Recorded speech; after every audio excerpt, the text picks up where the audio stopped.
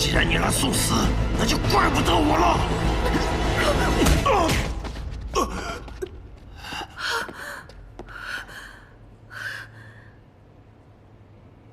没想到你居然能够全身而退。你认输吧。你还在帮这个女人。当年她的父亲杀死了你的父亲。如果你要是一个男人的话，你现在就杀了他。应该杀的是你。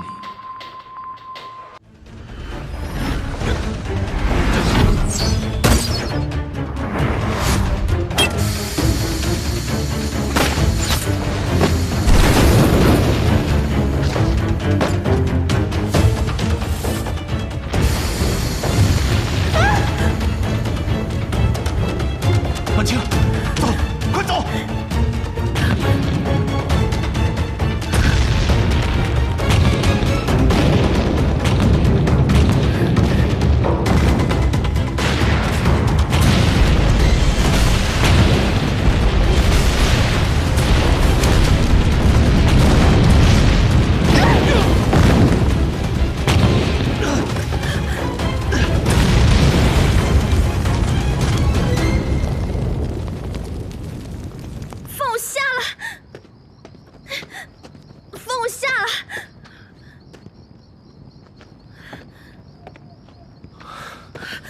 放开我！你不是不要我了吗？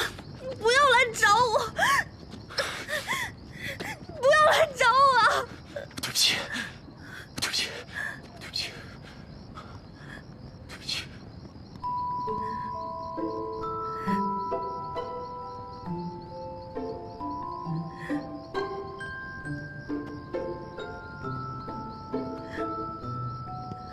你不要再瞒着我，不要再撇下我一个人。好，对不起。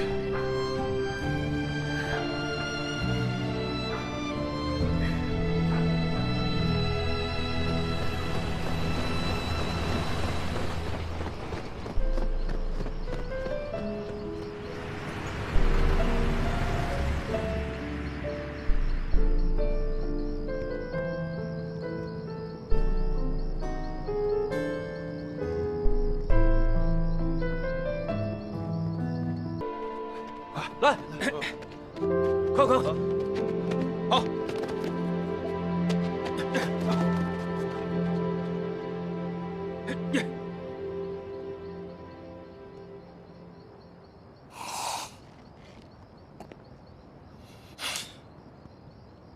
双儿死了，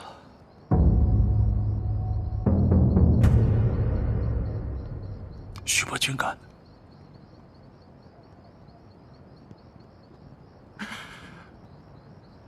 都怪我，都怪我没照顾好他。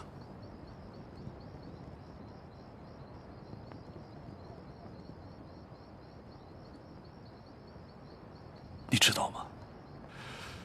在我来的时候，我特别害怕，我这辈子从来没有这么害怕过。我怕我晚来一步，如果你在。我们什么都算到了，就是没有算到徐伯爵会对顾小姐下手。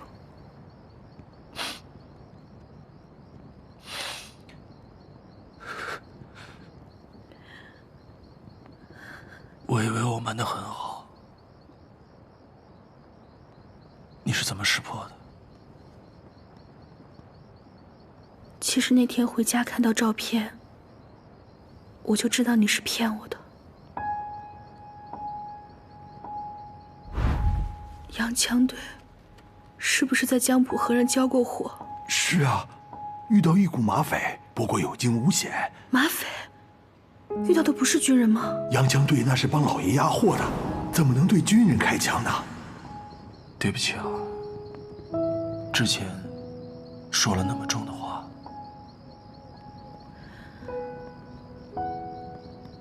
我知道你是担心我才瞒着我的，但我真的好庆幸你是骗我的。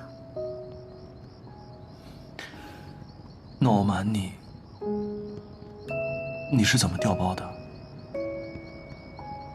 那天你在我家看完照片，突然就不辞而别，我就在猜是不是穆婉婷在相册里做了手脚，所以这些天我就一直盯着她。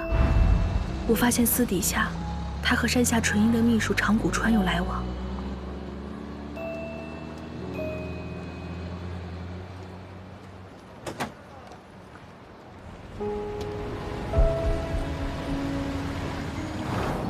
我就觉得他们要对我下手了。果不其然，他们弄了一批西药到穆家的仓库。我就害怕他们要对付你，但是我也不知道你那边是什么样的情况。直到廖先生给我打电话，我才知道事情已经到了千钧一发的地步。我想了个办法，摆脱了山下纯一的监视，乔装去了码头。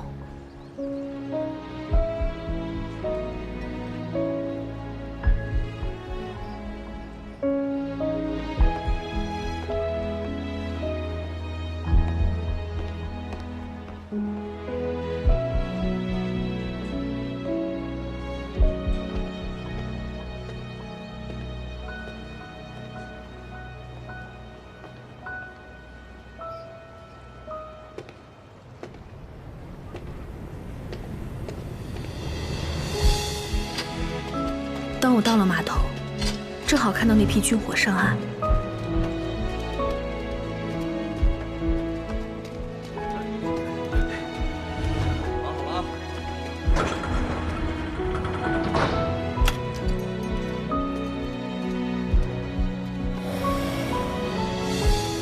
我为了拖延时间，把6号仓库和9号仓库的牌子调换了。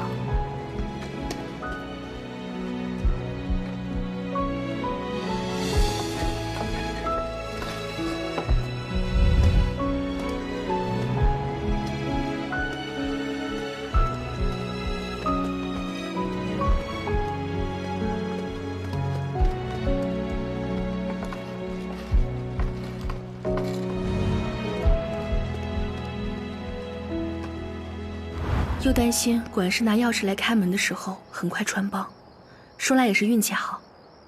那天刚好有一个管事喝醉了，我就打电话支走了另一个管事，把6号钥匙的位置和9号钥匙的位置交换。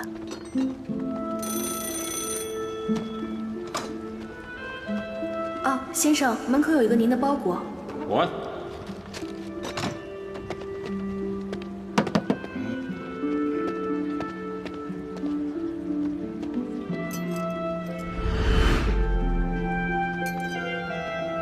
我刚换完，左参谋的人就来了。那个喝醉的管事就带着他们去了9号仓库。开门，6号仓库的门。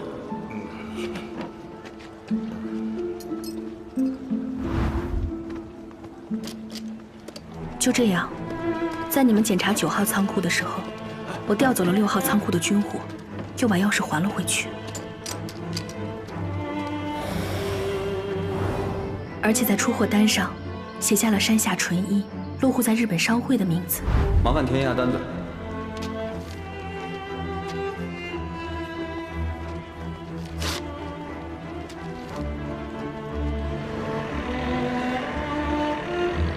最后呢，又让穆管家把出货单放在那批西药里，让他们搬起石头砸了自己的脚。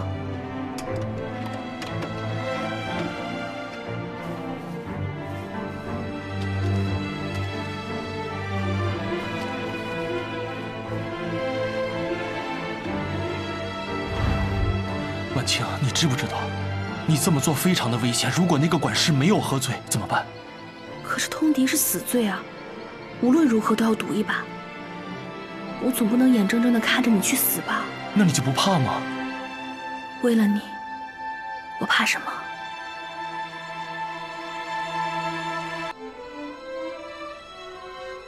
对不起。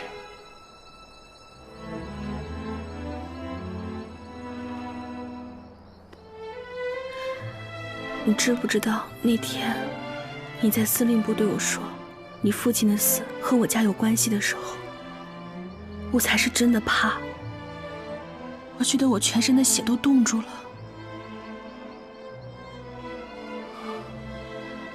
对不起。那天没有人在场，你没有必要和我演戏。你为什么还要骗我？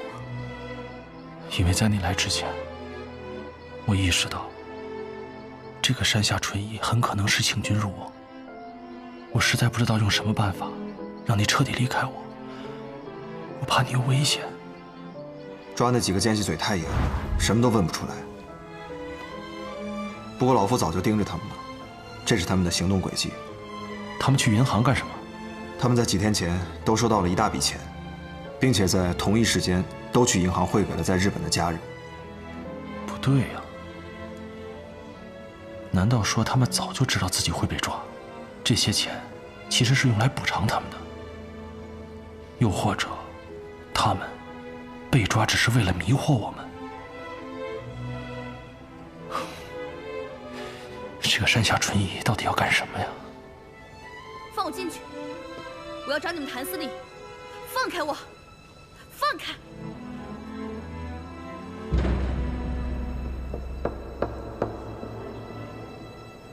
糟了，我们中计了，中了徐伯君和山下纯一的计了，绝对不能让晚清卷进来。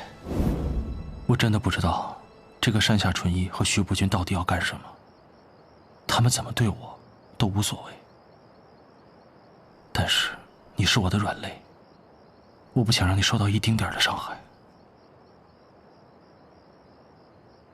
我不想当你的软肋，我要当你的盔甲。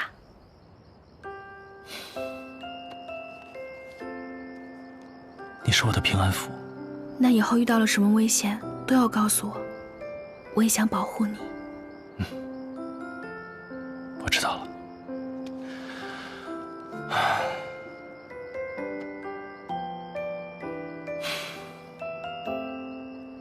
怎么了？对不起啊，是我连累了你爹，连累了双儿，差一点连你都护不住，还要你豁出性命的去帮我。这不怪你啊。我爹死后，我为了让谭家军继续活下去，就过上了尔虞我诈、勾心斗角的生活。我那时候就在想，成王败寇，只要我赢了就行。可是，一次次经历的险胜，让我意识到，我真的不行，我真的会怕。我怕在刀口上过这样的日子，我怕我会眼睁睁地看着我身边的人被卷进去。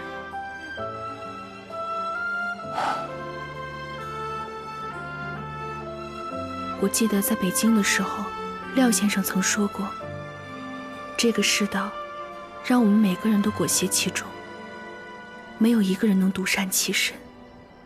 是啊，这裴勋和徐伯君曾经也是反抗清廷、推翻帝制的人，可是现在呢，却做了一方土皇帝。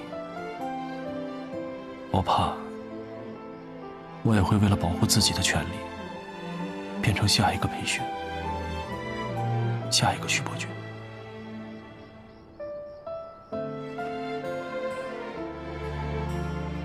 我相信你不会的。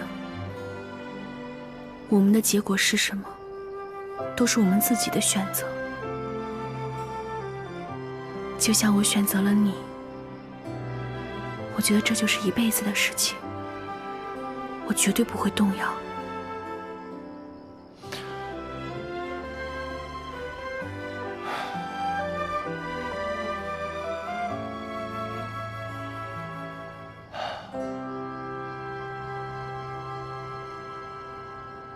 日升昌号会在泉州靠岸，那里已经是你们控制的区域，如果及时接应，肯定不会有问题。穆小姐，这次多亏了你仗义相助，我替前线的将士谢谢你。没事，玄灵的事情就是我的事情。是啊，廖叔，不用客气，咱们也算是过命的交情。虽然这次他们没有发现什么，可是那个裴勋心里面肯定扎了根刺。这以后，你打算怎么办？我这个上海王啊，听起来风光，其实呢就是泥菩萨。之前要防着徐伯钧，现在还得防着裴勋。等你们真的打过了长江，整个上海啊，肯定是你们第一个要拿下的。怎么，也要防着我了？没有。但是你们共产党打起仗来不要命。哦，对了，还有那个独立团，号称铁军，自北伐以来攻无不克，战无不胜。先不说我们的交情，就说是硬碰硬吧，我都没有信心能打赢你们。再说了，我带兄弟们来上海是来过好日子的，又不是来当炮灰的。如果是替裴勋当炮灰，那就更不值了。看来你已经有主意了。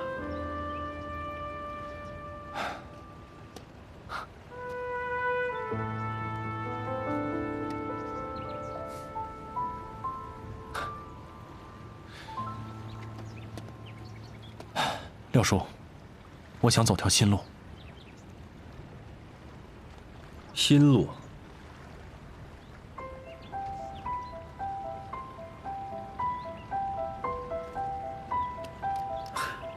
这事儿啊，你可要考虑清楚了。走新路，就意味着要抛下旧包袱，包括你现在所拥有的地位、权力，还有财富。廖叔，今天拥有的，明天也会失去的。你说的对，在这个混乱的世道里，没有谁是赢家。与其争名夺利，不如为这天下人争一个好世道。所以，廖叔，我想和你们一起，为改变这个世道出一份力。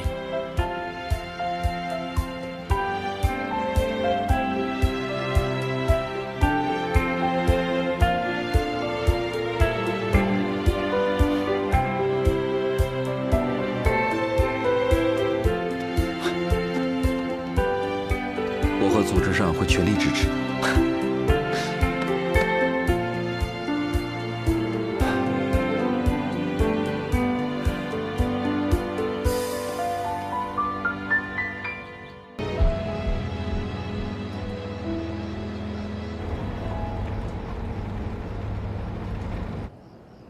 前几天，我叔叔谭子杰在江城病故了。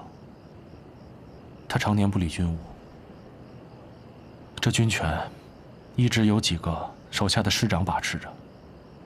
这革命军已经在长江对岸与江城对峙，万一这战火燃起，江城的百姓就要受苦了。看来你是有打算了。我跟谭家军的兄弟们商量好了，他们都是江城人。虽然十几年没回家，但是江城毕竟是他们出生的地方，所以他们也不愿意看着江城被战火摧残，更不愿意看着父老乡亲们受苦。我是谭家的人，始终有一份责任在。我想向裴勋主动请缨，出任江城镇守使，带着谭家军的兄弟们回到江城，脱离北洋政府，投奔革命，让江城免于战火。那革命军那边知道你的打算吗？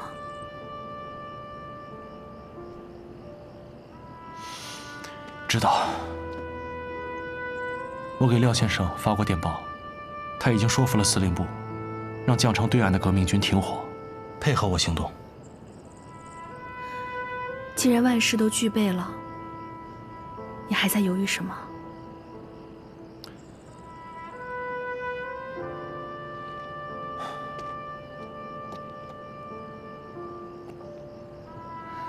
万青，我最不放心的就是你。我会拜托吴相应，保证你和穆家的安全。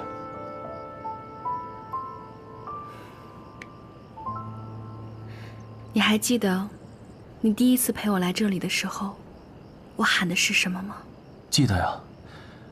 你当时说上海，我回来了。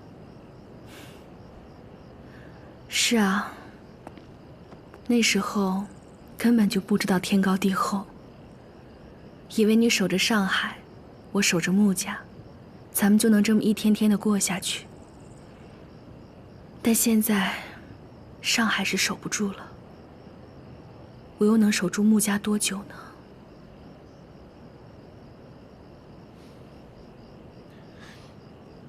对不起。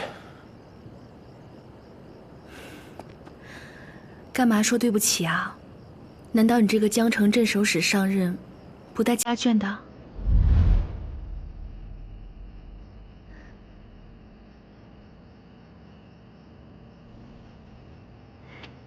上海，我要走啦！上海，我们要走啦！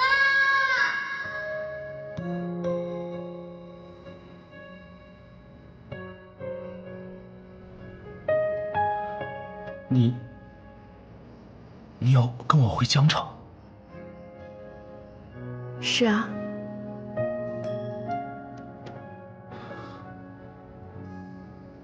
那天廖先生走了以后，我想了很多。虽然穆家现在富甲一方，但其实也是待宰的羔羊，被军阀按在砧板上。现在革命军步步紧逼，各地军阀也变本加厉，很多地方的税都收到了50年以后，老百姓根本就没有好日子过。你说我又能守住穆家多久呢？但是穆家在上海经营了这么多年，这生意人不比我们这些带兵打仗的。虽然上海易了主，这生意可能困难一些，但是至少能撑下去。你没必要跟我一样做这样的生死抉择。是啊，我们穆家是生意人，不管是徐伯钧、裴勋，还是革命军来了，我都能活下去。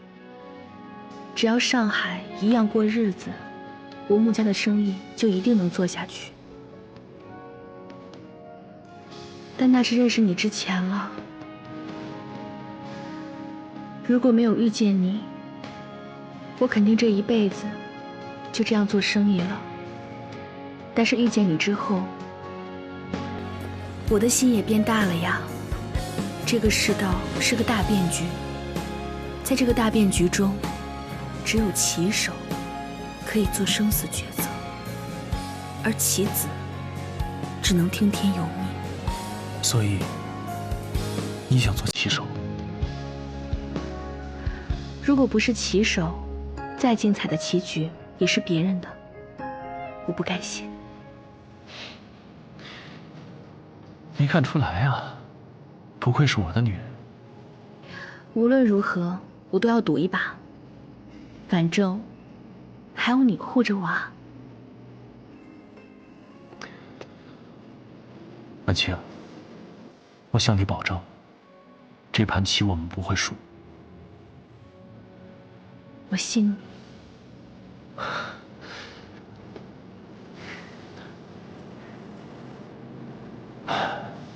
等我们的行动成功了，我们就在江城结婚。我让我爹、我娘、我大哥，还有我们谭家的列祖列宗，都来看看我有多么好的一个媳妇。好，那我就要跟他们说，让他们放心把这个小子交给我，我会好好疼他一辈子。我会给他一个家，让他不再是一个人。好。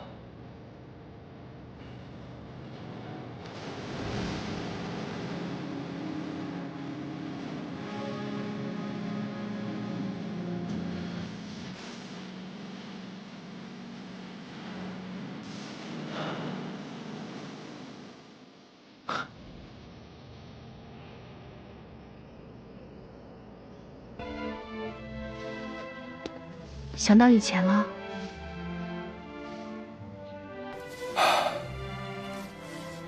我爹死后，谭家军就被罗炳文撤销了番号，这江城又归入了徐伯钧的地盘。有家不能回啊，一直漂泊在流浪。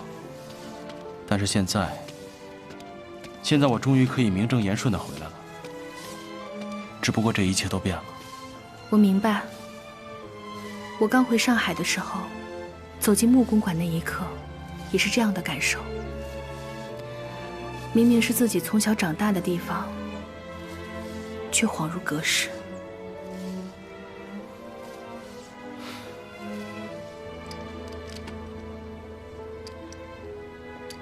来，粒粒皆辛苦。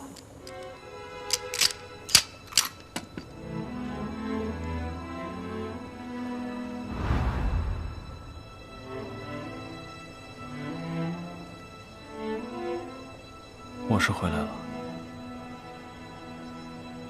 可是人都不在了，真闹心啊！你还有我啊！是啊，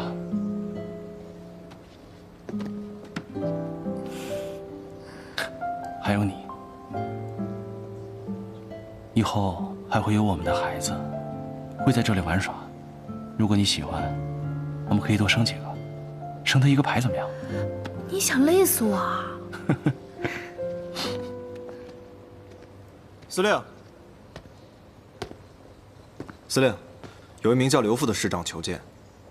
刘富，刘叔，快请他进来。好。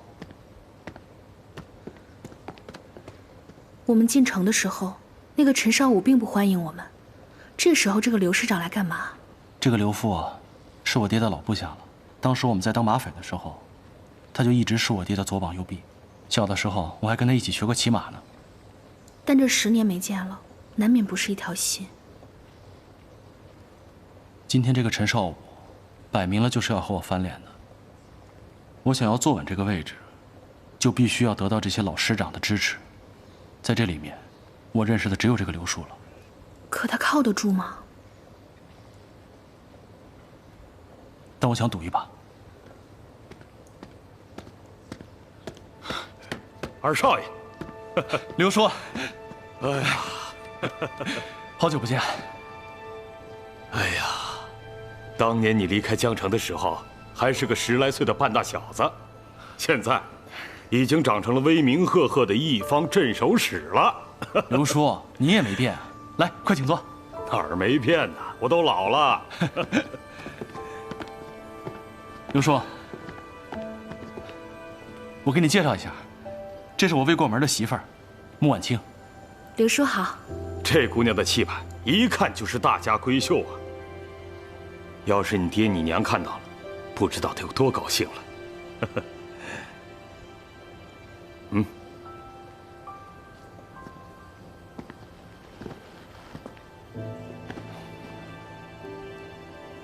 六叔，这10年来，我一直没有回来祭拜过，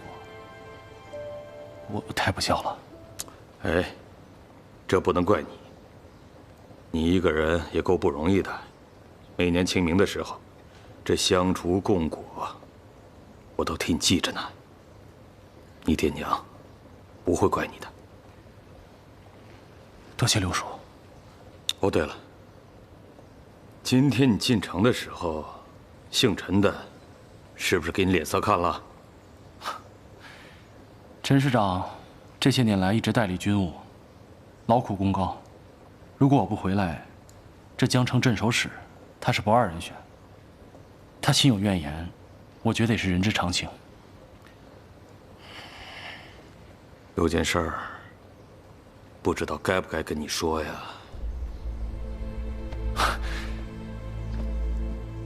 刘叔，有什么话您直说。我怀疑你子结树不是病死的。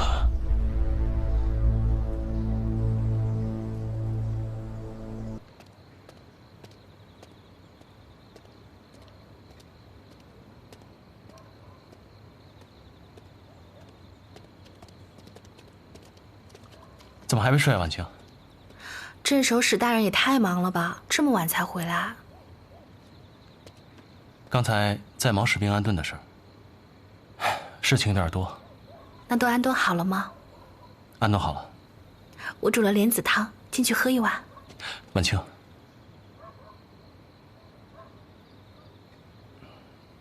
有个事儿，我想让你帮我个忙。我们之间还这么客气啊？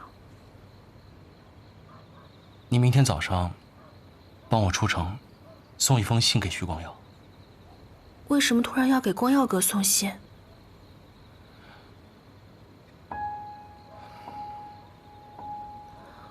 出什么事了？所以刘父是想跟着我找到徐光耀，今晚才没有动手。是，而且这电报局很可能已经被他控制了，不安全。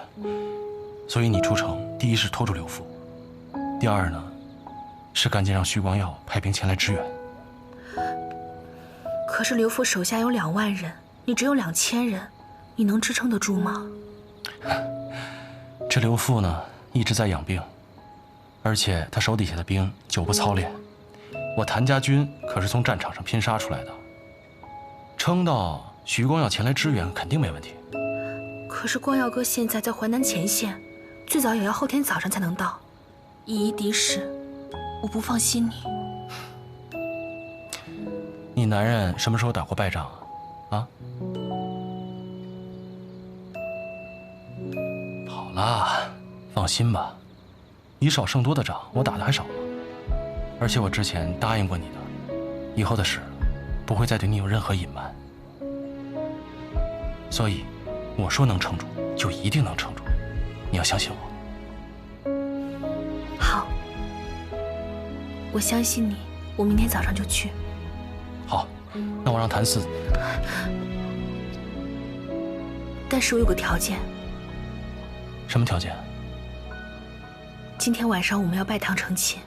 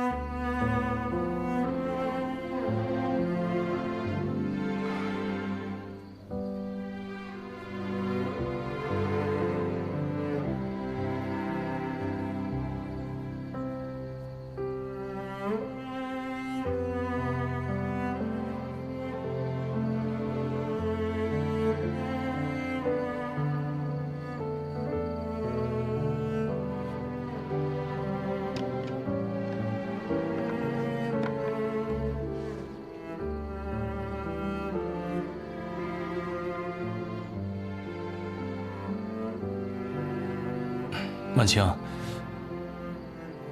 我们现在结婚是不是太草率了？要不还是等你回来。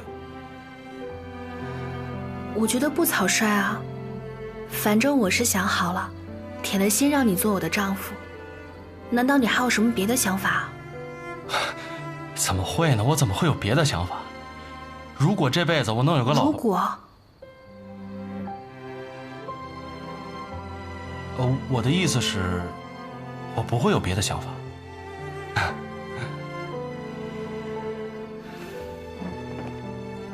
那既然没有别的想法，就过来把卖身契签了。签了以后，你就是我的人了。好好的一个姑娘家，怎么说话跟土匪似的？谁让我看上你这个马匪崽子呢？不有点土匪做派，下半辈子怎么镇得住你啊？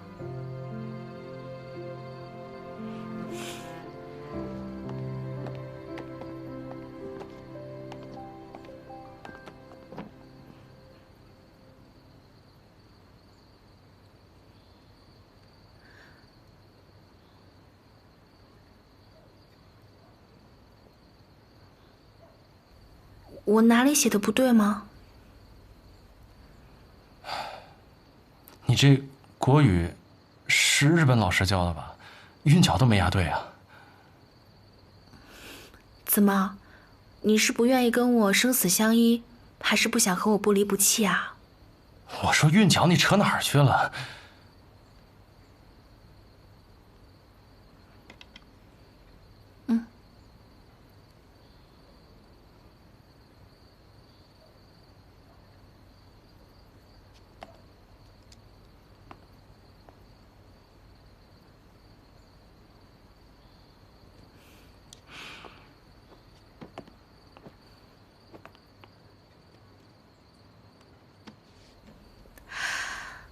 我们把名字写上，从此以后，你中有我，我中有你。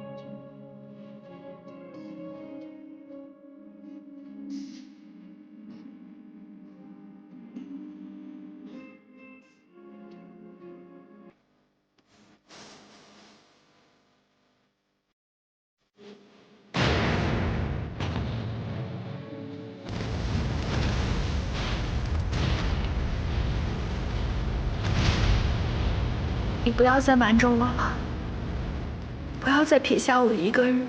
好，对不起。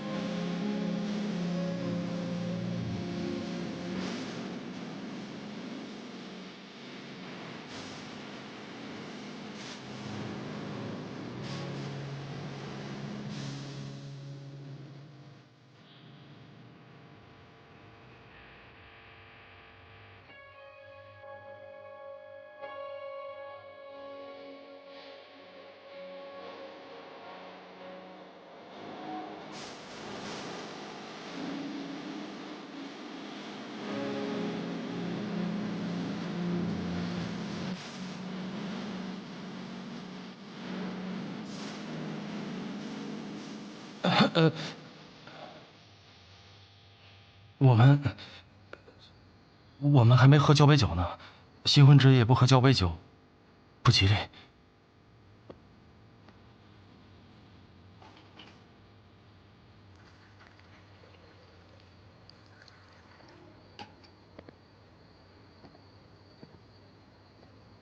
来，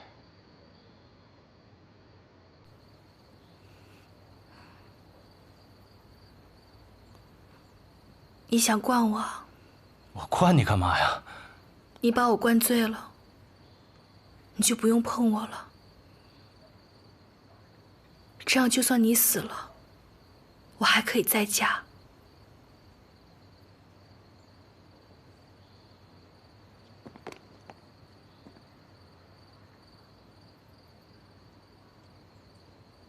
交杯酒我喝，但是说好了，今天我们谁都不可以醉。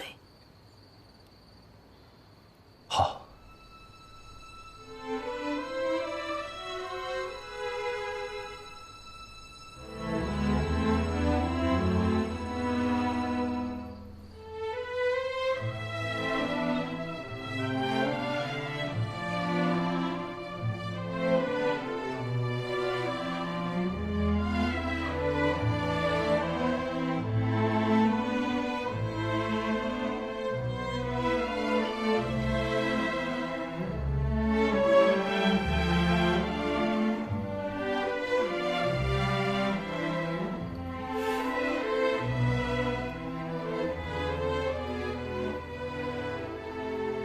掉的。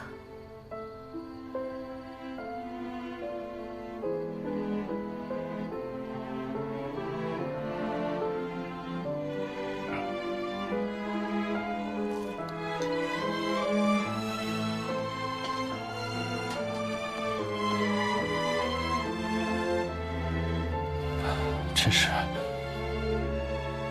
没见过你这么猴急的新娘子。我给我的丈夫宽衣，谁也管不着。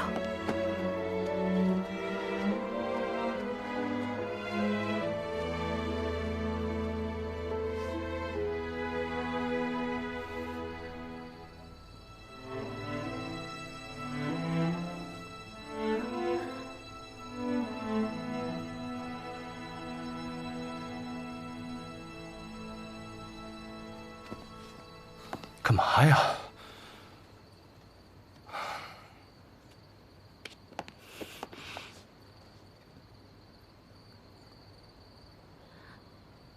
这些疤，我回来要检查的。多一刀，你看我怎么罚你？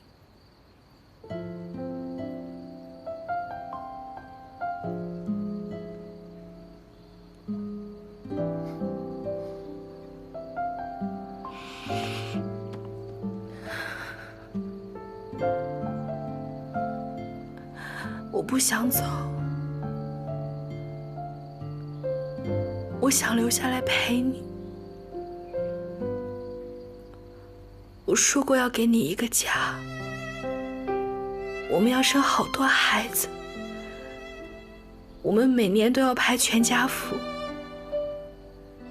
我不想你一个人留在这里。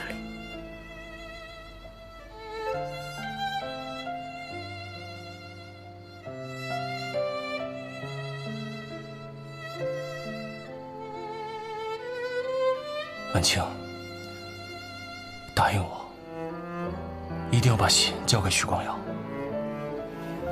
让他派兵来支援，这样我们才能守住江城，守住我们的家。到时候孩子、全家福都会有的，啊！可是对我来说，只有你在我身边，陪着我变老，我们陪着孩子长大，这才是我想要的一切。你要是不在了，我什么都没有了。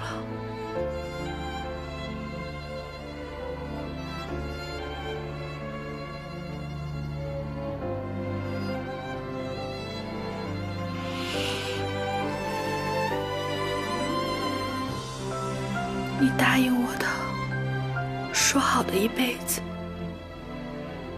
一天都不能少。我说话算话，一天都不少。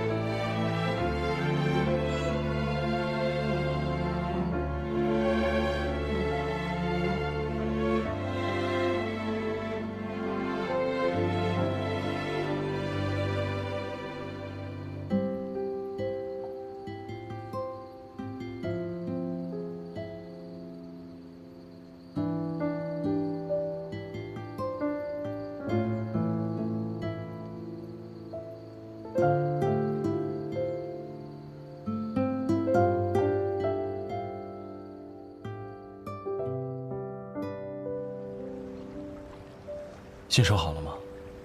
嗯。平安符带好了吗？一直带着呢。我给你求的肯定灵验，子弹绕着你飞也打不着你。我信。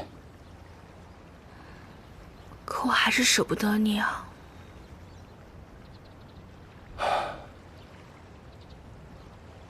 没事儿，最多过2天，你就能见到我了。一辈子这么长，不差这一天，啊？嗯。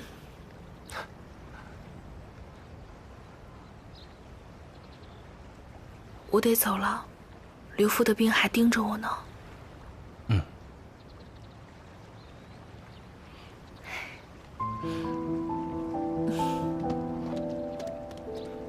万青，请。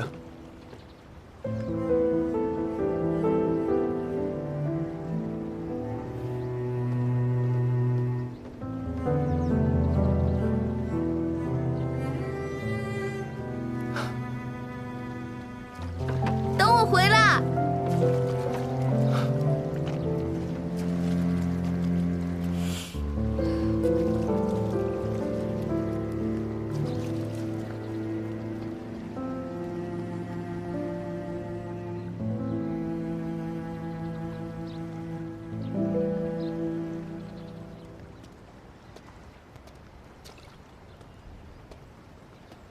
司令，真不敢想象，婉清小姐看见这封信，回营备战。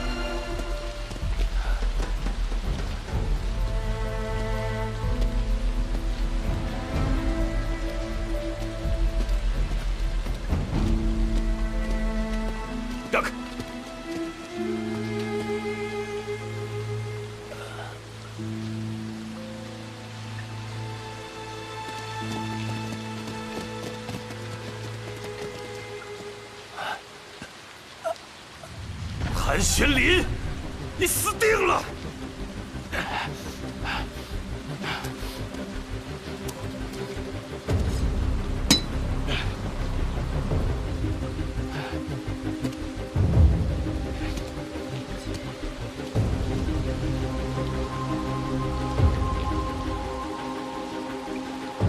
你为什么要给徐伯君卖命？为什么？唯一一个儿子，就因为挪用了区1万余元的军饷，被你爹处决了。你以为我是在为徐伯君卖命吗？不是，我是在给我儿子报仇啊！你肯定不知道，当年就是我把你爹的行军路线告诉了徐伯君，才导致你爹的死亡。今天要让你们谭家断子绝孙！原来是你呀！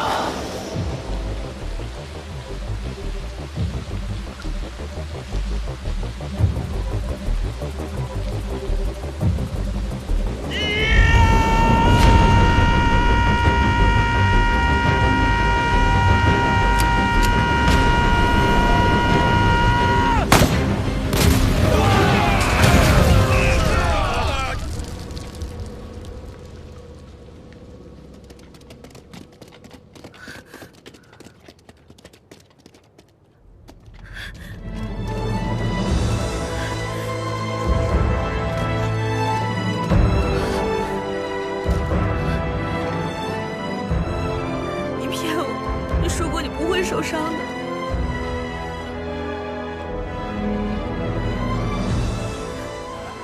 没事，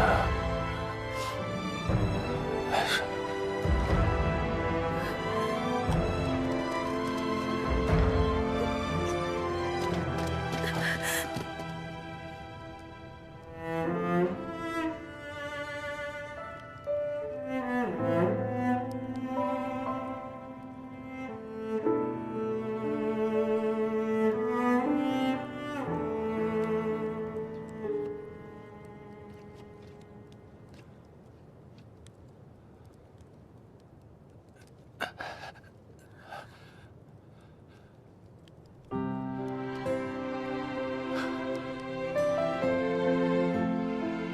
他还在呢。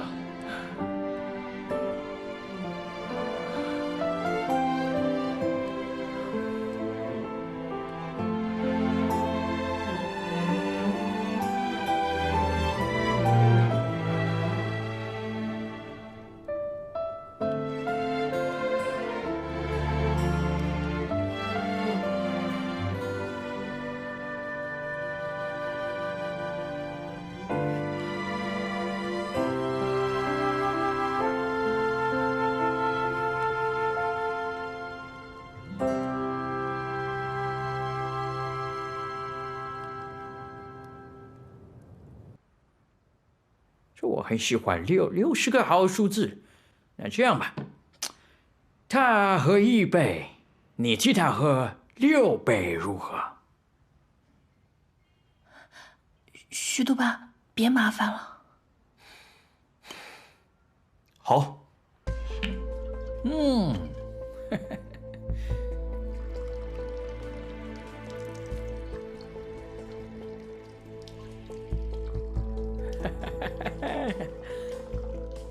来吧。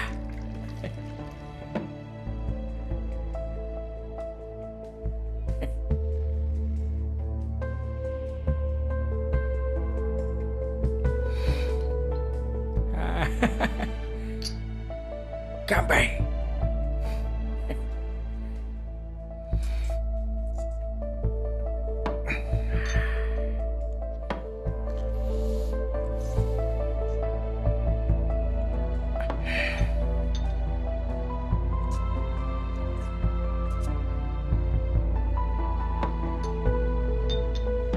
服务员，再来1瓶吧。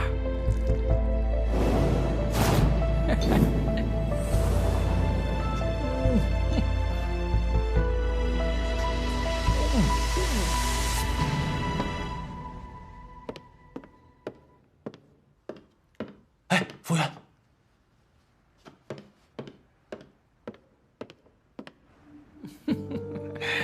哦，哎呀，看来你的上司没什么诚意了，要不然还是你自己来吧。来，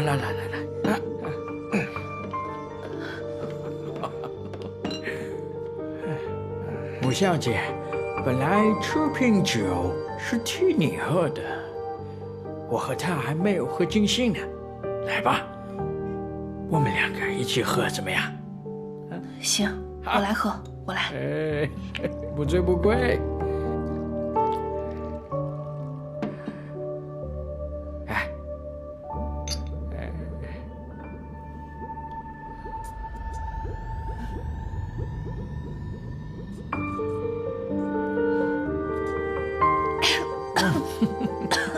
你们的茅台真是越喝越绕，你多喝几杯就习惯了。哦，来，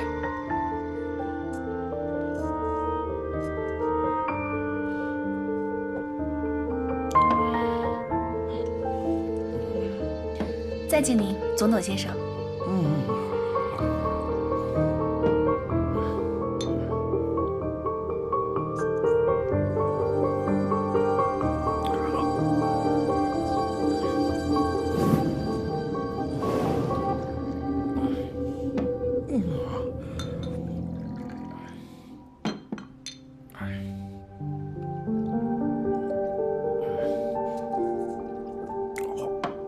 我不喝了，我不能再喝了。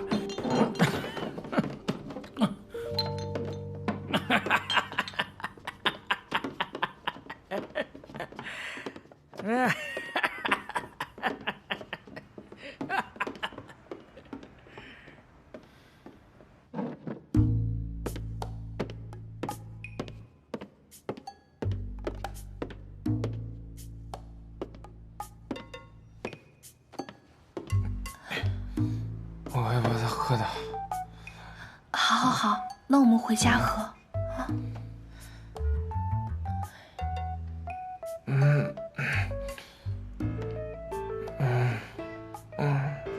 我要把它喝的。那我们回家吧。曼姐，你不要怕，我会一直保护你。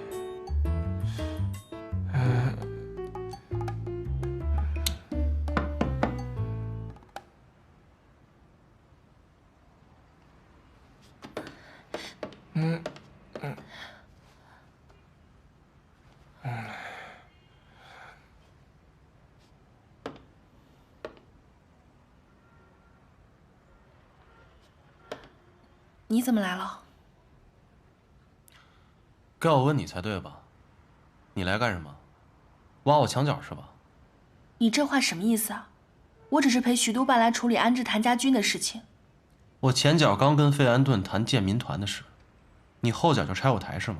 啊？那你要建民团，你也没有告诉我。告诉你他就不用查了。你不信任我？我只相信我眼睛看到的。今天你关心我的伤，是不是就是为了帮他打探消息？所以你派人监视我？对，我就是派人跟踪你。不然你以为你桌上的白开水是天上掉下来的？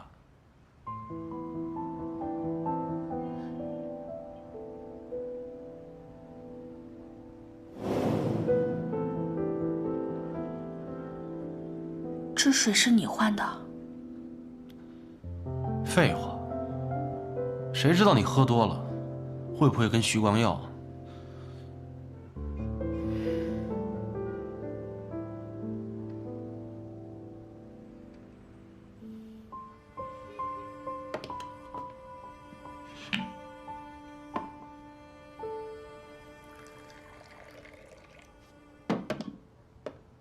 在你心里，我就是这样子的人。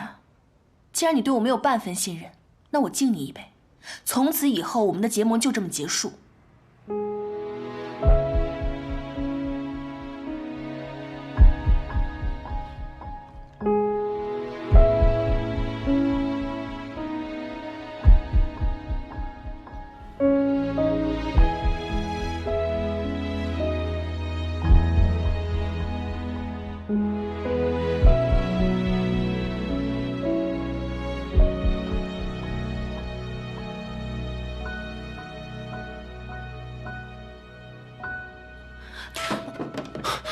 清，没事吧？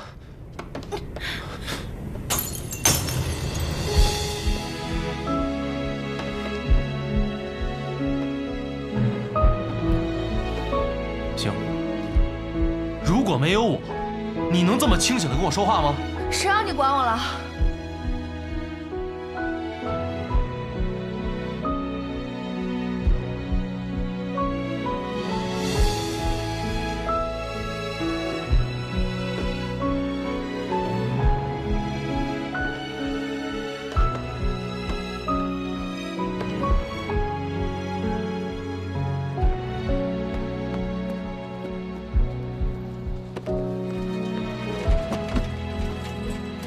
哎，司令，穆小姐跟徐督办，他们还没完事儿啊？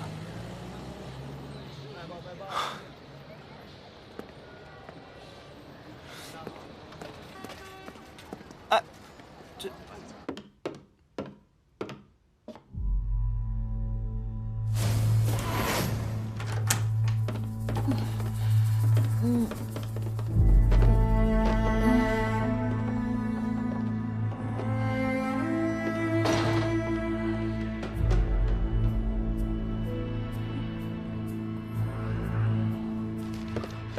你好，工部局费安顿的承包房在哪儿？这不方便透露。啊，好。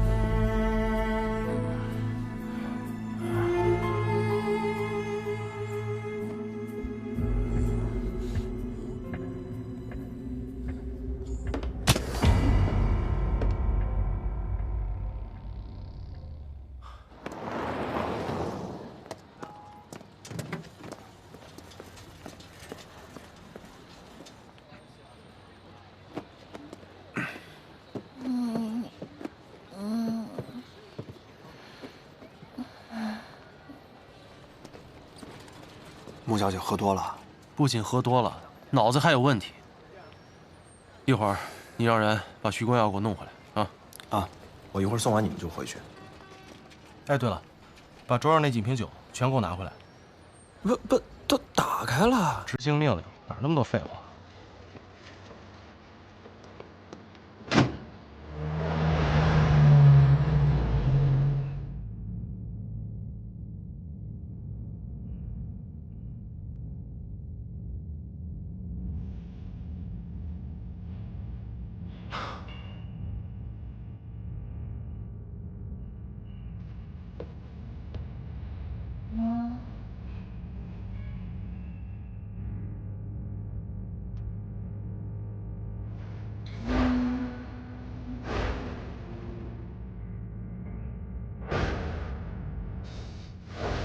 笑什么？好好开车。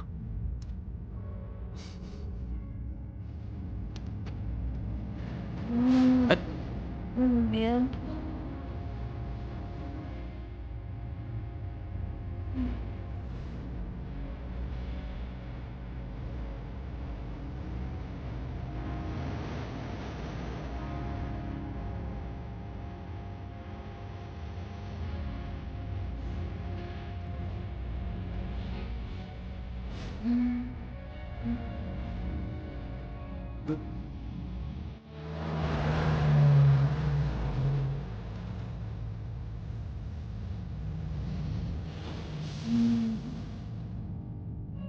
看什么看？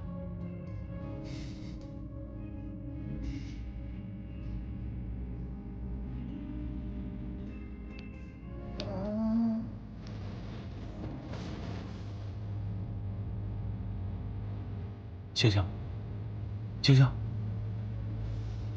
三四，还快点！啊。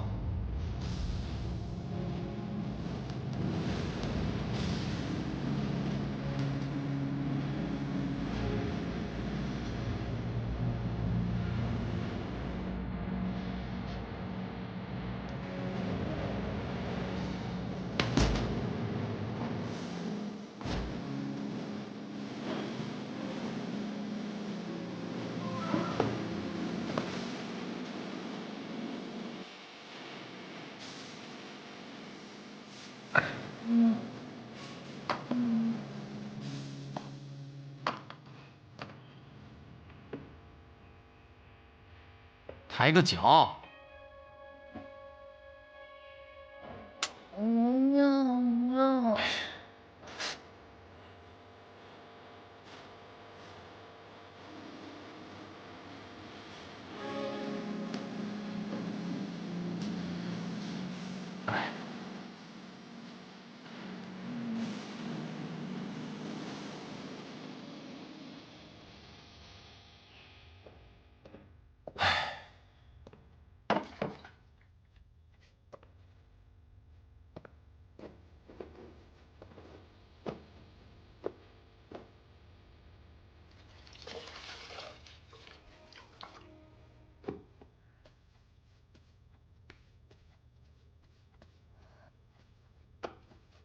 好凉快，好凉快。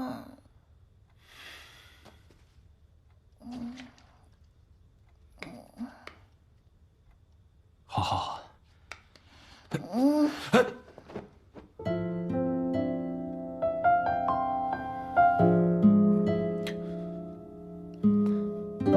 你真不把老子当男人是吧？我想喝水，喝水。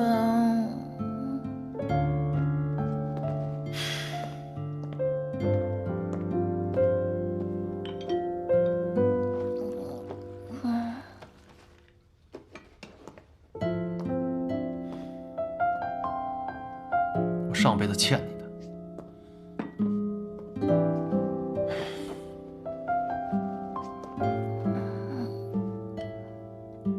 张嘴，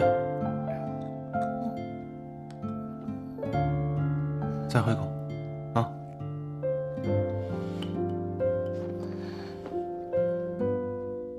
我们再喝一杯好不好？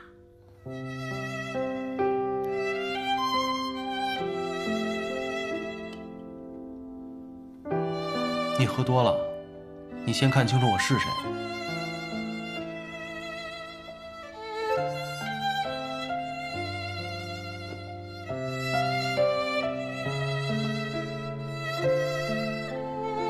我没有喝多，我就是为了帮你才去喝酒的。帮我？好，我是徐光耀，你要怎么帮我？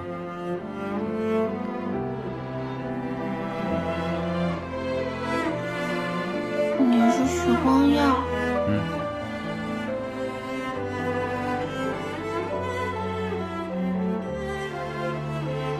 笨蛋！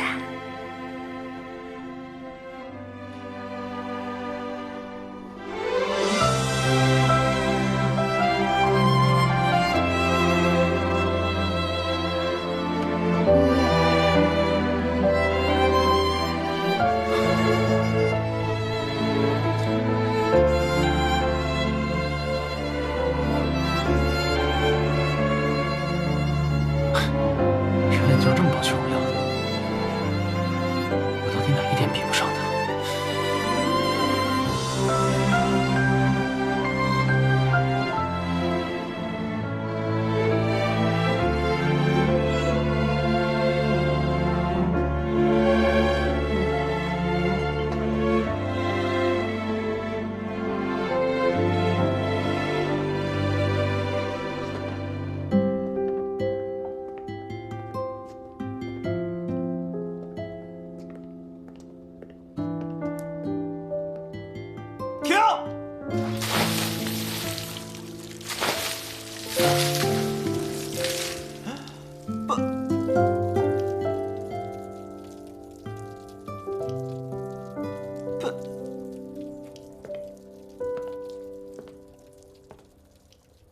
司令，你干嘛呀？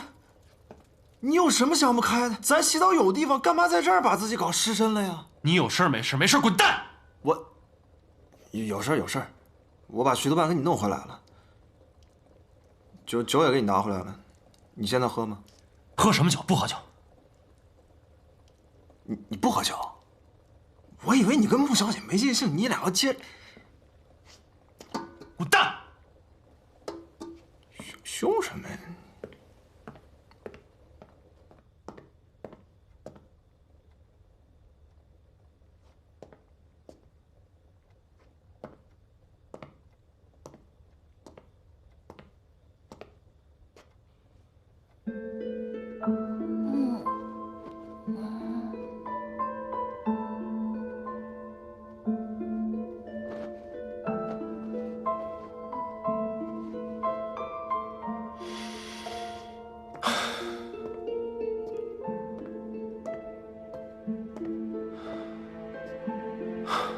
静冷静，现在还没到刀枪入库、马放南山的时候，不能感情用事。我得帮他打个掩护。喂，给我接木公馆。爸爸在徐督军那里碰了个软钉子，他还是执意要把士兵安置在沙场，但他也透露了口风，说不会等太久，不会让沙场老板太为难。徐伯钧肯定另有打算，他不可能这么好心，把我的兵当野养。那你现在总该相信，我是真心想帮你的吧？你确实每一步都算到了。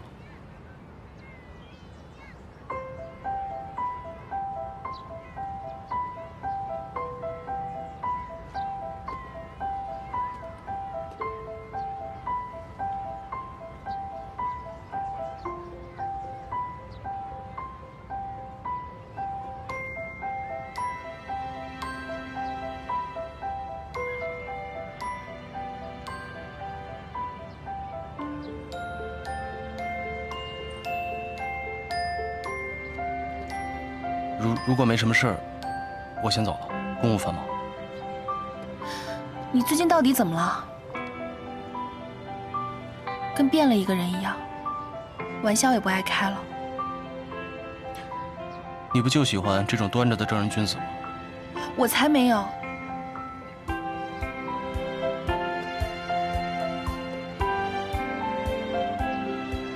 那你喜欢我这样的吗？你想多了。哦。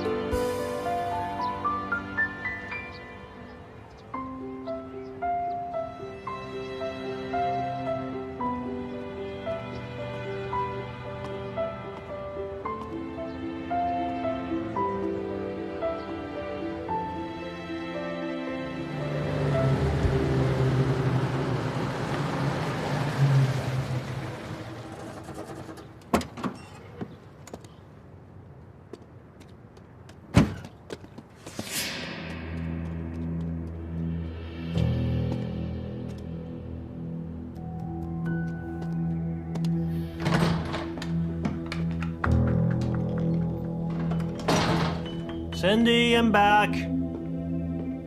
Cindy? Cindy? Where are you? Cindy? Cindy? Cindy? Cindy, where are you? Aha, I got you. Cindy? Cindy?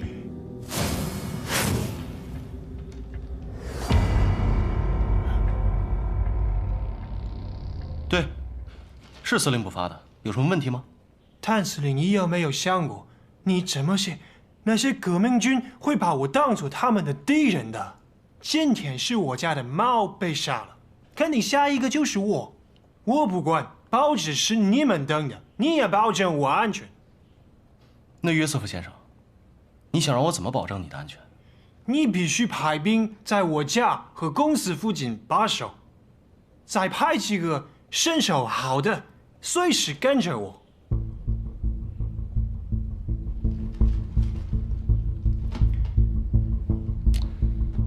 约瑟夫先生，我很理解您的遭遇，我也很同情你，但是我无能为力。这司令部的兵不归我调遣呢。谭司令，你在跟我开玩笑吗？别激动，别激动，你看我像开玩笑的样子吗？我这个上海司令啊，实际上就是有名无实。在我上任之初呢，就跟督军府约法三章，哪怕是调动司令部的一兵一卒，都要让督军府批准才行。太荒唐了！照这么说，如果我遇到攻击，难道还要等督军府请示好才能派兵来吗？是的。这是什么狗屁约定？这样我们的人身安全怎么能够得到保证？谭司令，你自己不是也有病吗？你派自己的兵来保护，这样总不用督军府来批准了吧？嘘，约瑟夫先生，我的兵已经被遣散了，枪都交出去了，我没有兵现在。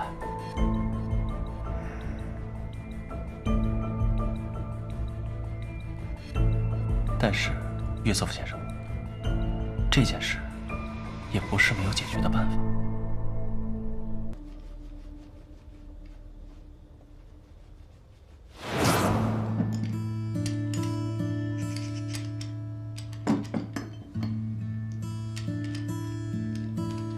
看下这个，粒粒皆辛苦。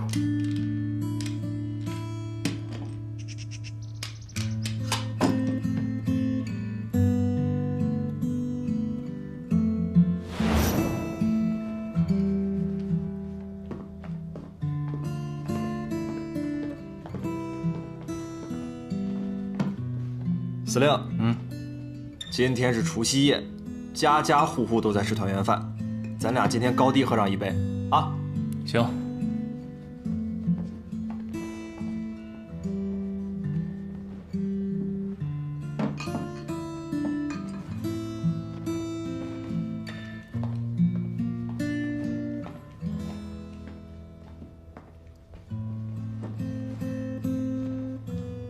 司令，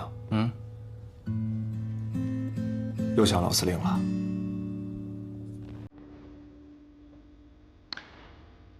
我们谭家要想吃团圆饭，只能去祠堂吃了。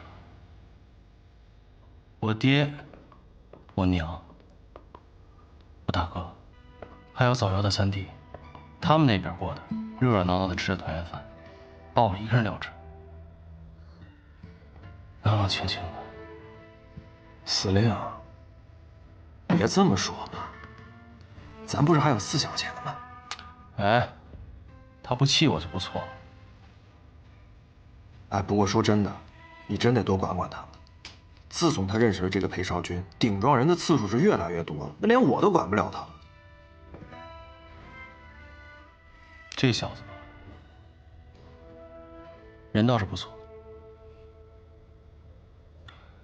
只不过如今这世道，穿上这身军装就是朝不保夕。我实在不想看着小四过着提心吊胆的日子，我宁愿他找一个读书人，哪怕是生意人，平平安安的过一辈子。四小姐年纪还小，等她长大了，就能理解你的良苦用心了。长大了，一转眼都18岁了，还要长多大？想当初我在外面带兵打仗，他8岁的时候，我就给他送到寄宿学校。那时候我送他的时候，他哭着喊着不想让我走。当时我就在想，有时间我就多陪陪他。后来不哭也不闹了，看我的眼神也变了。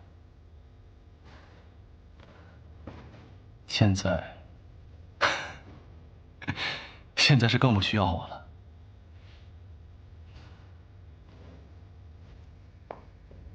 四小姐以前确实是粘人，性格又好，跟现在完全是两码事儿。是啊，但我真的是不敢把她带在身边。但是你知道吗？她是我的亲妹妹，不敢冒这个险。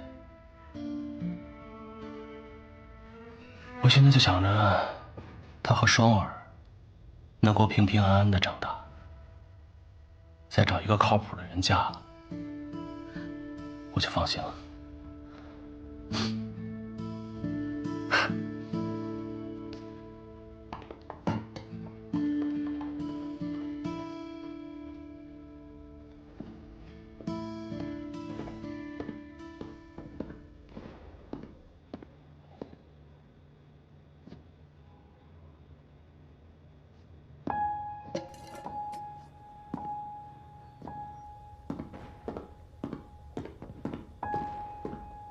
什么东西？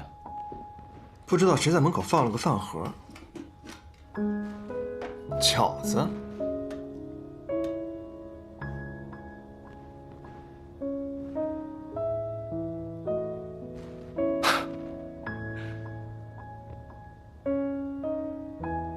还能有谁啊？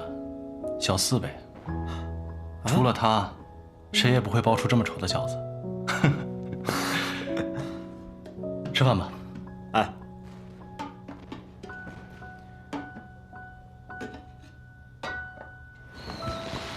小四，小四，你慢点。小四，哎，怎么了？没事吧？双姐姐，我脚崴了。你看你。来，过来坐会儿，慢点走。嗯。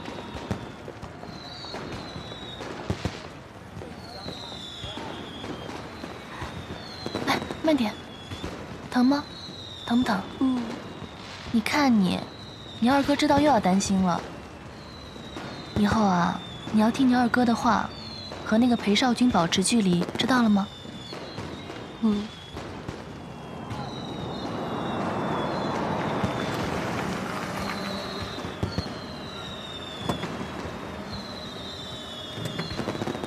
陆小姐，这么巧？我说那小子人还不错，只不过如今这世道，穿上军服就是朝不保夕。我实在不想看着小四过着提心吊胆的日子。苏少帅、裴少帅，你们来的刚好，小四脚扭了，能帮忙把他送回去吗？原来又是你这个小骗子！怎么着，故伎重演，装崴脚，想让我们家老裴送你是吧？我这次是真的脚扭了，你堂堂一个少帅，在一边说风凉话，没一点同情心，还跟我翻旧账。一点绅士风度都没有。哎，你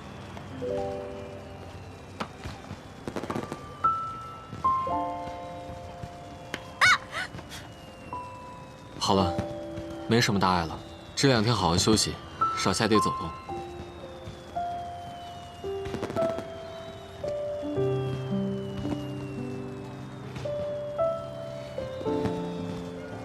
怎么样？好像真不疼了，双姐姐。哎，老裴，你说这大冷天的，这俩姑娘又崴了脚，要不咱们送她们回去吧？你们快看，好美啊！哇，好漂亮啊！不知道有没有这个荣幸，和顾小姐欣赏一下烟花呀？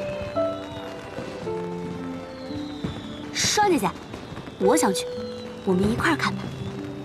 好。哎，你干嘛？哎，谁让你多管闲事的？给他创造点机会。二哥，这老天总是让我遇上他，不能怪我。裴少帅，你说不让我动，你是不是得帮我一下？怎么帮？我想去那边看烟花。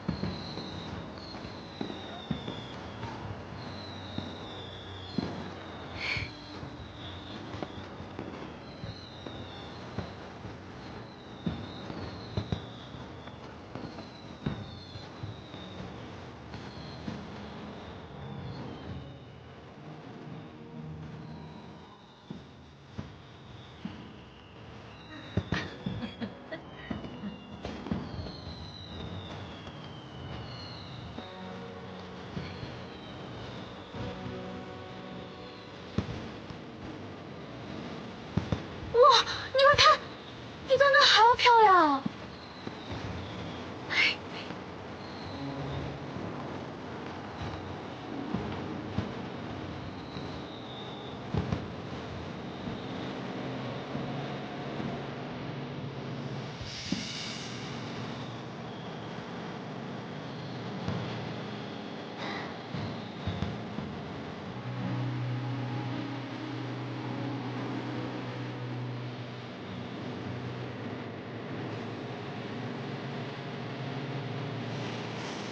烟花虽美，也只耀眼这一刻，往后便是烟消云散。烟花虽短，但它的美，足以让我记一辈子。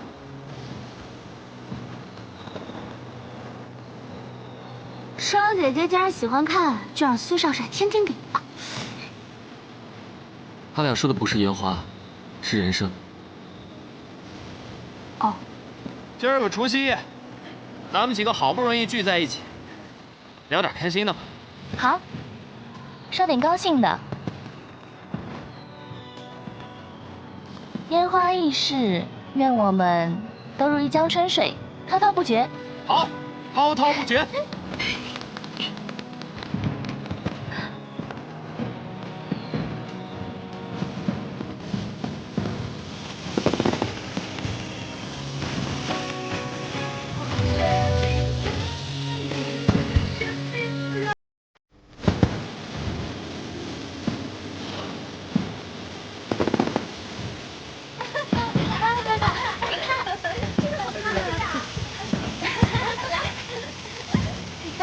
多好呀！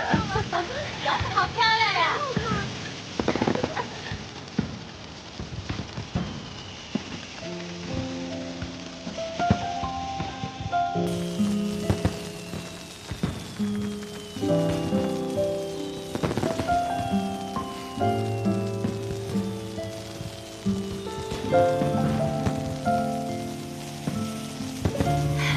乖乖哥哥。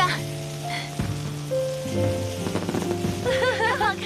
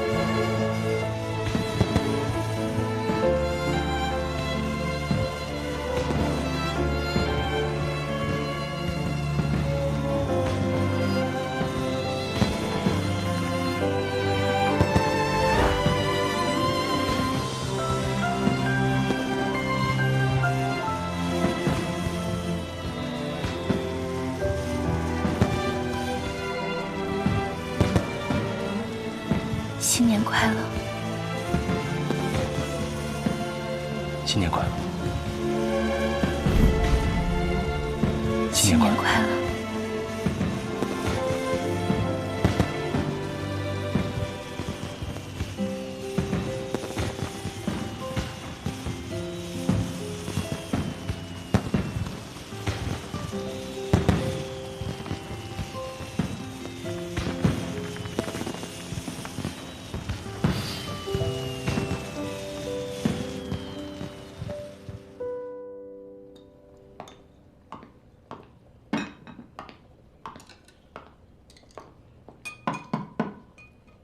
婉清小姐，在收拾呢。昨天晚上吃了饺子啊？啊，对，四小姐和顾小姐送来的。顾小姐也来了。谭色，你把昨天……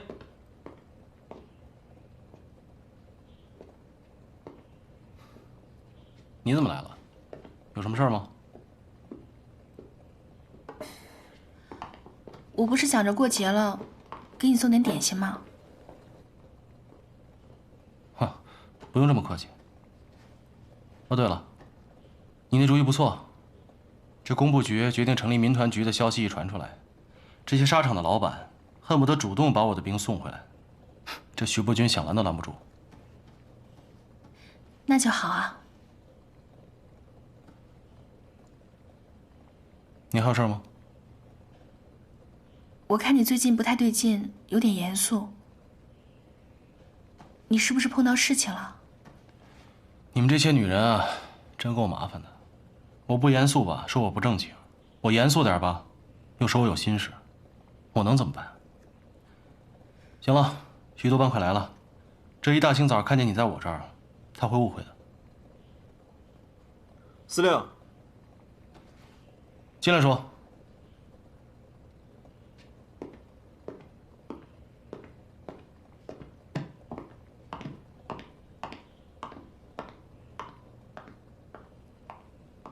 司令，给穆小姐下药的那个服务生抓到了。审出什么来了？是保利典当行的闵大成指使的。保利典当行，他一个生意人，为什么要伤害穆婉清啊？说的就是，做生意的得罪穆家，这不找死吗？好啊，咱们去会会他。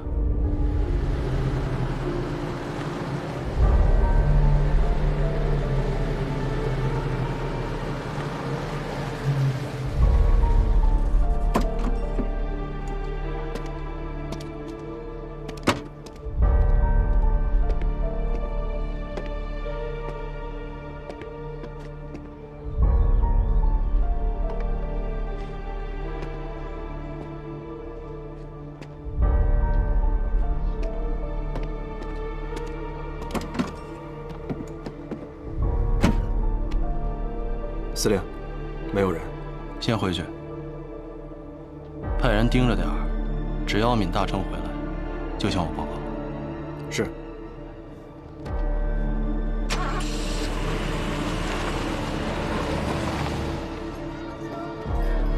行，好久没见了，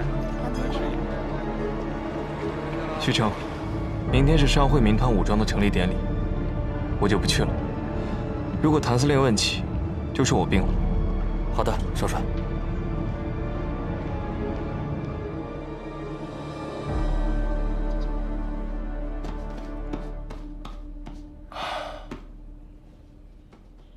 司令，你说你这身板长的，这天生就是个衣服架子嘛，这能不打胜仗吗？不打胜仗都天理不容。别跟我说这些啊，打仗靠的是脑子，又不是这些花里胡哨的东西。小的这不是想拍拍马屁吗？你开心了就能给我涨点饷钱。哼，你就别想了，不可能的。哎，别走，我这肩章歪了，帮我再整理一下。你不是说这是花里胡哨的？这不是打仗，是典礼。有一句话怎么说的？人靠衣装，马靠鞍嘛。行了，安好了。哎，对了。去看一下穆小姐和徐督办来了吗？是。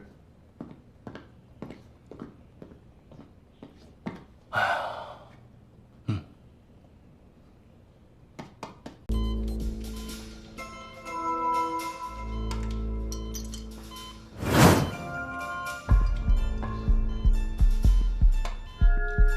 夫人，还有多少血浆？避血血没有了。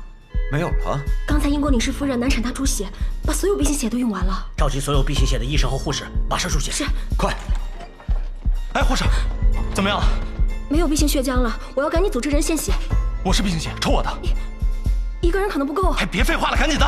哎，司令。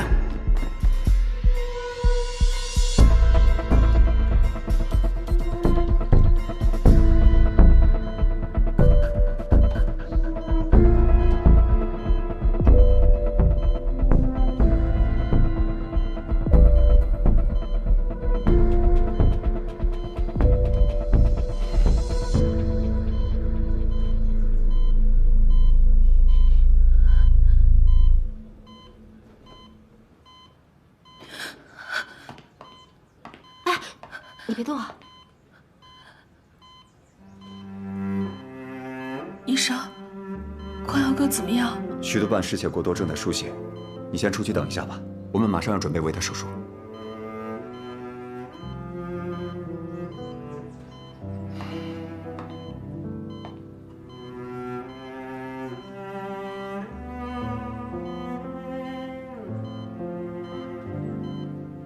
谢谢啊。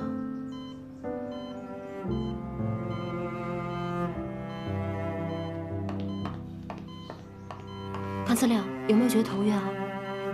没事，继续。好。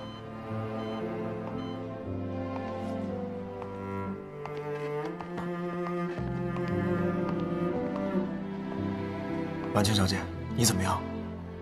没事。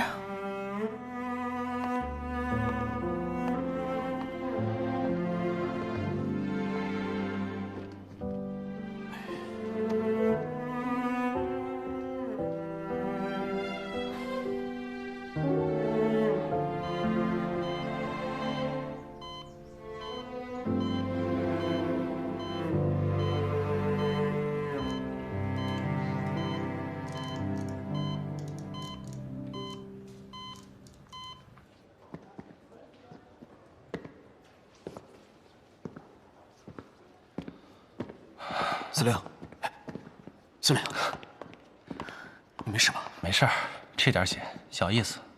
要不我给你炖个鸡汤、鲫鱼汤啥的。坐月子呢。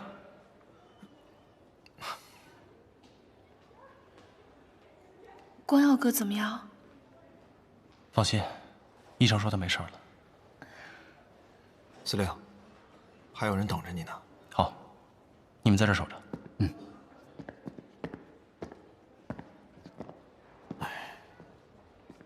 司令，是我们失职。上次庆功宴后，我们一直听从您的命令，暗中保护穆小姐，可还是被凶手钻了空子。你责罚我们吧。这是突发情况，你们也不用过于自责。但是以后要多派些人手，加强戒备，暗中保护穆小姐。有任何事情，第一时间先斩后奏。是。去吧。上次就是这个病人。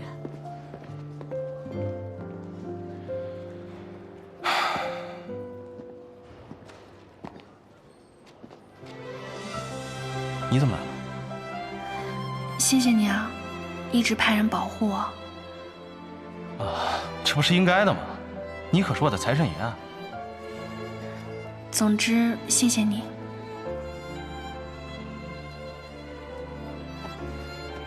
你也不用太担心，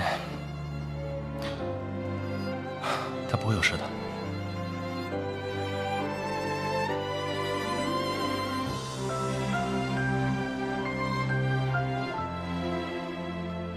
要不你还是自己来吧，把脸擦擦。你也不希望他醒来看到你这个样子。光耀哥是为救我而受伤的，要是徐督军怪罪起来，我来担，我不想牵连你。哎，傻瓜，谁会怕你牵连啊？别看了，又不是第一天这么帅，赶紧把脸擦擦，难看死了。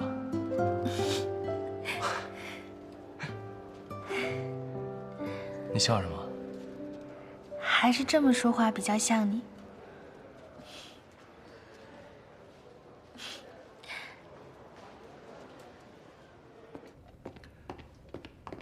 啊，怎么样了呀？婉清找到了吗？找到了，幸亏谭司令和徐公子到得及时，婉清小姐安然无恙。可是徐公子在救婉清小姐的过程中受了重伤，现在还在医院抢救呢。光耀受伤了呀？严重吗？好像还挺严重的，谭司令都亲自给他输了血，情况不妙啊。太太，你要不要到医院去看看？不。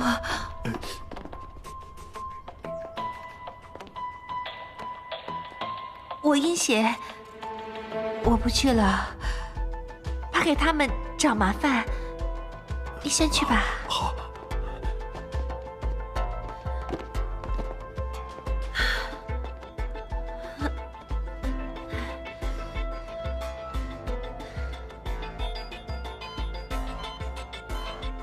院长，血压下降，停止器。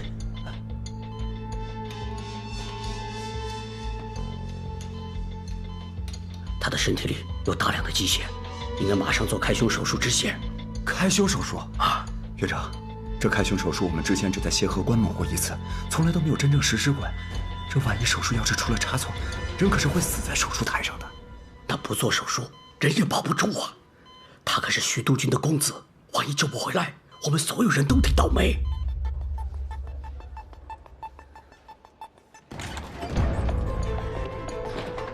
怎么样？啊，徐督办他不太好。什么叫不太好？刚才不是说书写完了就行了吗？其实徐督办的胸腔里有好多积血，如果不及时手术打开胸腔，找到出血点，恐怕挺不过今晚。那你们还等什么呀？赶紧做手术啊！可是我们医院没做过这样的手术，万一操作不当，很有可能下不了手术台啊。你做不做手术啊？谭司令，你别急，你想，徐督办身份尊贵，我们真的不敢擅自做主，更何况他的家人都不在上海。要不您在这儿手术同意书上签个字，也算是给我们吃一颗定心丸。哎，院长，这救死扶伤不应该是你们医院的事吗？动不动手术也是你们医生说了算呀。我们司令他不懂医，凭什么给你们签同意书啊？这位长官，你想啊，徐督办可是徐督军的独子，这种责任我们可负不起呀。你现在让我们司令在这上面签字，万一徐督办有什么三长两短的，这徐督军怪罪下来，你们好推卸责任是吧？没有手术同意书，我们真的做不了手术。我来签，我是徐光耀的未婚妻。轮不到你，要签也是我签。司令，谭司令要是签，我们也就放心了。给我马上安排手术。好，走。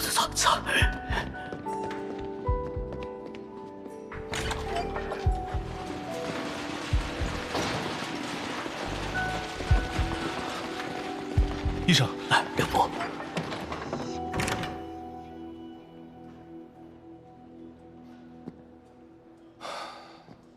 你们俩在这守着，我出去一下。哎，司令，你干嘛去？这徐光耀可能下不了手术台，我现在打电话给徐伯钧，他们能见着最后一面。等等，刚才签字的事儿还不知道怎么收场呢，你先得把徐伯钧叫来，万一他有个三长两短呢，到时候我们可真圆不了场了。老吴，这个时候我们要再想着自保，让他们见不到最后一面，那是缺德。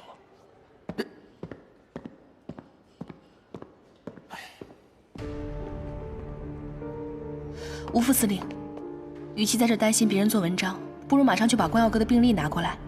需不需要做手术？有没有这个必要？病历一清二楚。好，我这就去啊。谭四，你去司令部再调一些兵过来。上次宴会的时候，就有人想刺杀光耀哥来栽赃谭司令，我怕他们这次卷土重来，我也会马上打电话给爸爸封锁医院，你只管守好。好。光耀哥，你一定要挺住。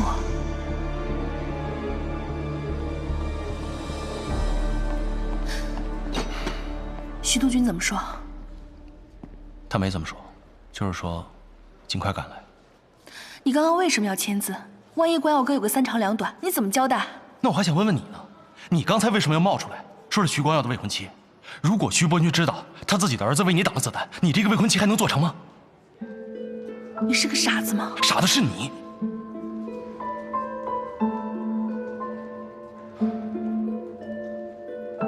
光耀哥是因为我受伤的，一人做事一人当，我不能把你扯起来。你不用为我开脱。我没有为你开脱，建民团的事情你已撞在枪口上了，他万一又用这件事情来为难你怎么办？我只是个小秘书，他就算责怪我也不会拿我怎么样。徐伯钧那边交给我，这个时候我不可能把你推到前面。你有把握吗？相信我。我先去看看手术怎么样了。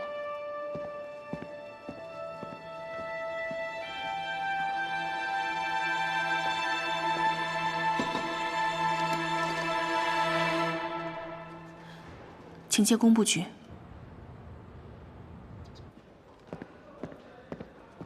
谭四，哎，兵怎么都来了？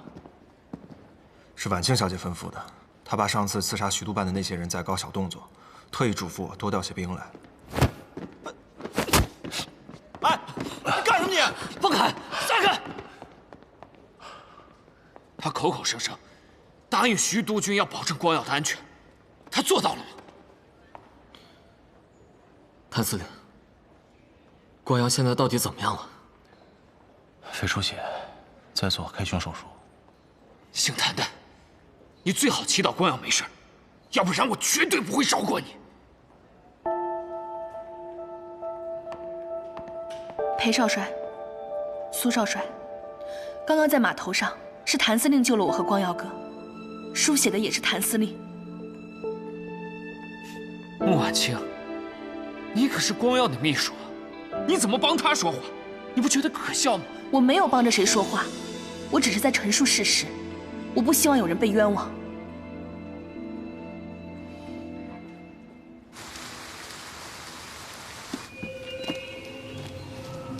这是2000块钱，赶紧回到乡下躲起来，不要再跟姓闵的联络了，知道吗？崔少爷可不能一走了之，他欠我们金楼的赌债还没还清呢。他欠你们多少钱呀？5000。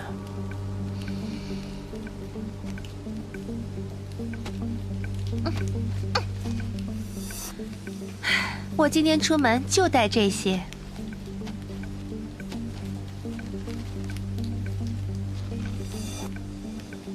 不够啊，这。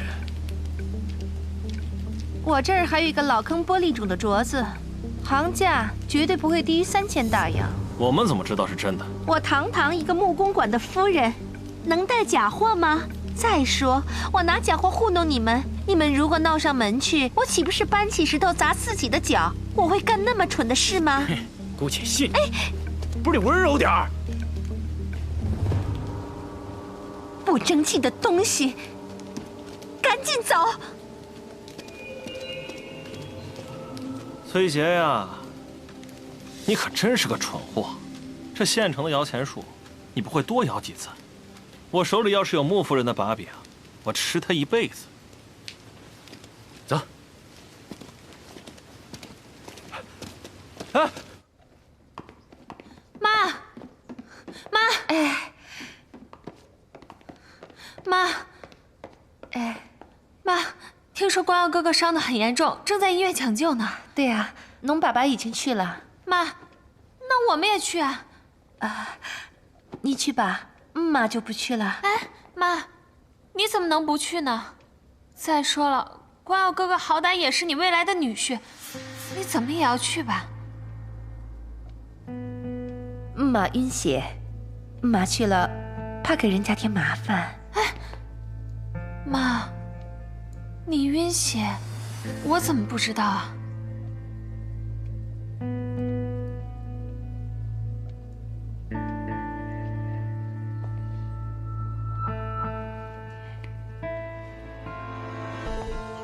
对呀，如果你光耀哥哥挺不过今晚，算妈对不起你。妈，这事儿该不会和你有关吧？千算万算，没算到那个小贱人命这么大。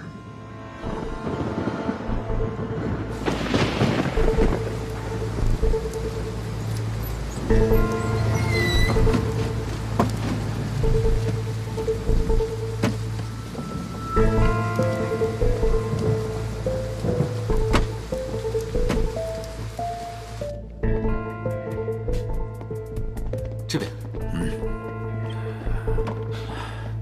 督军，徐督办，什么都不用说了。我当初同意光耀做你督办的时候，你答应我保证他的安全。现在什么都不要解释，一切等手术结束再说。是。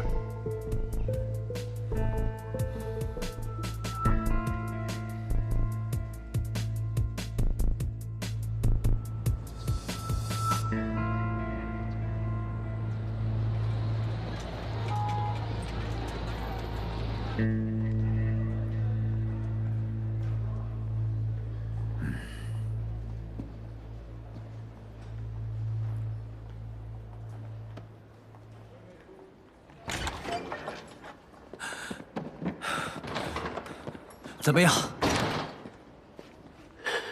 督军？连郎的手术很成功，已经没有生命危险了。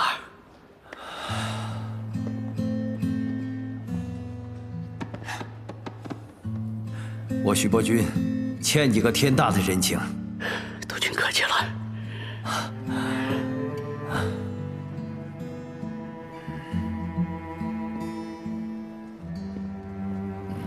你这个字签得好，我要谢谢你。谢谢你保住了光耀的性命，你没有食言。督军不必客气，光耀兄为人宽厚，是个正直的人。我呢，虽然是个粗人，但是就是看人的眼光比较准，有他在我放心。我这个儿子正好和谭司令相反，满肚子墨水，就是不会看人。幸亏光耀没事，要是还住在咱们木公馆，也脱不了干系啊。